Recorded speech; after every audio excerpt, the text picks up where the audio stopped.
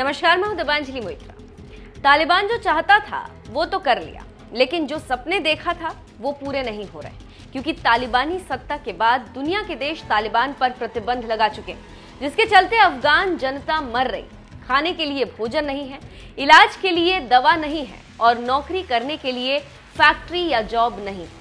इसके साथ ही साथ सिस्टम इतना चरमरा चुका है कि उसे ठीक करने के लिए जाहिल तालिबानियों के पास बुद्धि नहीं। लेकिन इन तालिबानियों से तिकड़म भिड़ा रहे पाकिस्तान गिद्ध की नजर भिड़ाए हुए और अपने मकसद में कामयाब होने के लिए अंदर ही अंदर भारत के लिए काम कर रहा है। लेकिन तालिबान के पास उतनी ताकत नहीं कि वो भारत का कुछ बिगाड़ सके। जानकारों की माने तो तालिबान जिस दिन अपने पैरों पर खड़ा हुआ उस दिन पाकिस्तान की गोद में बैठ जाएगा और भारत हाथ मलता रह जाएगा। लेकिन जानकारों की माने तो खतरा तो है, लेकिन इसमें कई अवसर भी छिपे हैं। यही नहीं, अमेरिका को भी भारत और तालिबान के बीच दोस्ती में बड़ा अवसर दिखाई दे रहा है। भारत के राष्ट्रीय सुरक्षा सलाहकार अजीत डोभाल से पाकिस्तान की भी टेंशन बढ़ गई, जो तालिबान राज में कश्मीर में सक्रिय लश्कर जैश के आतंकियों को बढ़ावा देने की प्लानिंग कर रहा था। अमेरिकी थिंक टैंक और विदेशी मामलों की एक पत्रिका की माने तो अजीत डोभाल ने अफगानिस्तान के पड़ोसी देशों से अपील की थी कि वे अफगानिस्तान को आतंकवाद निरोधी सहायता मुहैया कराएं। उसके बाद गत 2 जून को भारत के अधिकारियों के एक दल ने काबुल का दौरा करके तालिबानी नेताओं से मुलाकात की। भारत ने 23 जून को अफगानिस्तान में अपने दूतावास को आंशिक रूप से खोल दिया।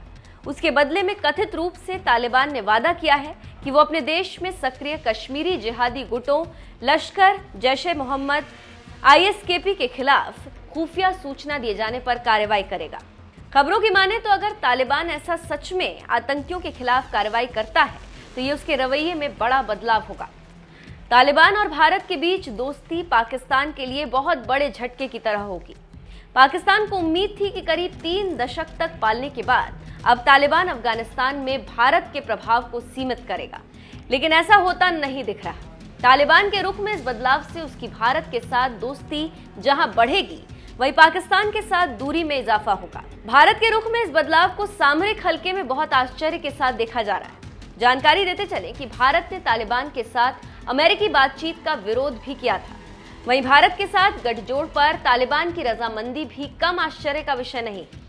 तालिबान ने ही भारतीय दूतावास पर काबुल में हमला कराया था। इसे हक्कानी नेटवर्क ने अंजाम दिया था और पाकिस्तान का समर्थन हासिल था।